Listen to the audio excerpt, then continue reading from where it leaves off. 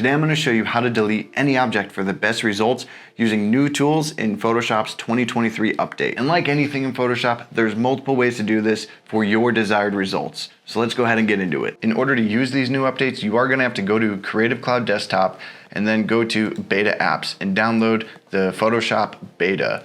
This is just all the updates that are going to be coming. So they're testing all these right now, but they will be coming in the new update and you can start practicing them right now. Once you have Photoshop Beta downloaded and open, you can go ahead and go over to your object selection tools. Now these are all going to look the same. I like to use the object selection tool, and there's a couple cool new features about this. You can actually individually select different parts of the image. It's a lot more refined, and you can actually narrow in on specific subjects, like even this rock right here. So for this particular image, you can go ahead and click this little guy right here.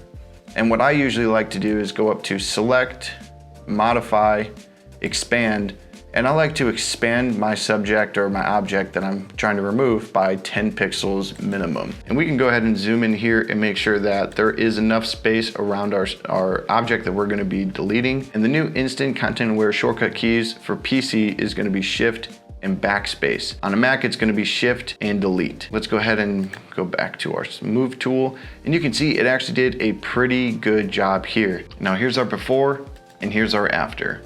And you can see Photoshop actually does a pretty good job. Now if we zoom in, we can see that it's not completely perfect. Now let's say you took multiple shots here and you had one shot without anybody in it and then another shot with somebody in it. How could we clean this up to get our best result, to make sure that all these rocks have the details, all the grass has the details? So let's move on to number 2. So in the second image here, I have a photo of a moose. Actually, I edited a photo and I put a moose in it for this example. That's why it probably looks as janky as it does. So I have a photo with a moose, and then I have the original photo with no moose in it. So again, just like the last photo, if I wanted to remove the moose and I just wanted this to be a woodland scene, if I do the same thing that we just did, select our moose, and it missed its ears, so we're going to go ahead and do quick selection tool and just grab those ears,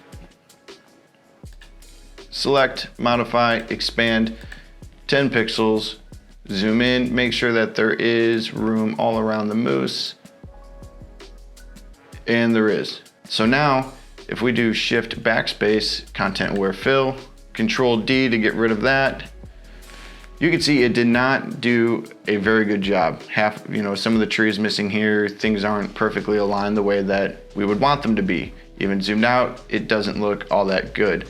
So what we want to do is actually go to Edit, Content Aware Fill, and this is where another new tool has come out. Now, one new thing that you'll notice compared to the old Content Aware Fill is this additional document section. And we're going to go ahead and import without moose. And that's going to bring up these two windows here. And you can see Photoshop is going ahead and doing its work. And now we have our final preview here. And we can see Photoshop has went ahead and aligned everything and filled that space in with all the pixels that are needed to be in there, and the image looks like the moose was never there. Now Adobe did put out saying that even if you changed angles a little bit or you shifted your camera, it can still pick the pixels or take the selection that you want within a 10-degree range. So if you have a very similar image and you wish to manipulate it or use it for content aware fill, you can do that. Just make sure it's not from a completely different angle. You want the photos to be as identical as possible, which is just common sense. But if you have two different varying angles, save your time, don't even try it. But let's see what else we have in here. So now we have these two new windows. So we have the photo that we are editing, and we have our additional photo here. In this window here, you can adjust your brightness of the area that was just filled in. So if we drop it all the way down, you can start seeing the ghost of that moose, but it looks good. Of course, you also can adjust the contrast. Again, all these are just going to adjust that specific area. So adjusting cyan, magenta, yellows. And then once everything is the way you want it, just go ahead and make sure that you're exporting it onto a new layer and click OK. and then Control D. And then when I like to finish off a photo, I'll do Shift Control Alt E for PC. And now we have a new image. And of course, there's our before and there's our after. But there's one more tool in there that I didn't go over for a specific reason, and that is if you have subjects with eyes, or you're doing portraits of animals, or even people, or portraits of anything, and you can really use this for any image if you want to align things, again, for the best results. So here I have a picture of an owl that I photoshopped a bee in, because you know bees are just out in the snow, and I have a picture without the bee. So let's say you're out and you're taking photos and something just crosses in front of your subject. Most of the time when we're shooting wildlife, we're shooting at a high shutter rate. So chances are you're bound to have more than one photo that are alike. So if we go back to our object selection tool, hover over Mr. B, because he's blurry, he's blurred out, he is actually not even populating as his own subject. So this is where we're gonna use the lasso tool, and we'll just draw a selection around the bee. Zoom in, so there's a little bit of space there. I'm sure it's gonna be just fine. And now we can do edit, content aware fill. And if we zoom in on the owl, we can see it didn't do that great of a job just with regular content aware fill. Now you can of course go through and just get rid of a lot of this green here and customize your selection a lot more. But I find this additional document is gonna be creating a lot more refined images, and it's just quicker, and we're trying to save time with editing. So let's do without B,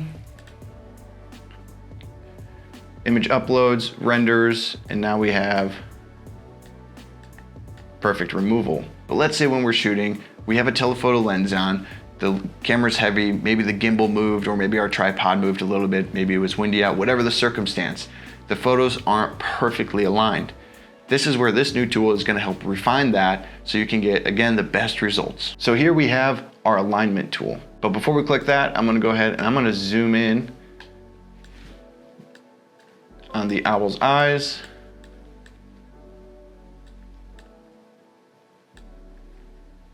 And then I'm gonna click the alignment tool. Now with this tool, you can put 4 points. Because we want the eyes to line up, we want to go ahead and put one in the corner of the eye, and we can see a pin populates on our additional document. And then we can put one in the other corner of the eye. And now Photoshop is going to align those two images themselves. And then because we can do up to 4 points, we can do both eyes, making sure that everything is perfectly aligned. Once everything looks good, new layer, click OK, Control D, and no more B. And there's our before, after. And now that you know some new ways on how to remove any subject in Photoshop, there's still more that we can do to improve our skills as wildlife and landscape photographers. So be sure to watch this video next, where I break down the techniques used in the winning photos from the Natural Landscape Photography Awards, and I'll see you guys there.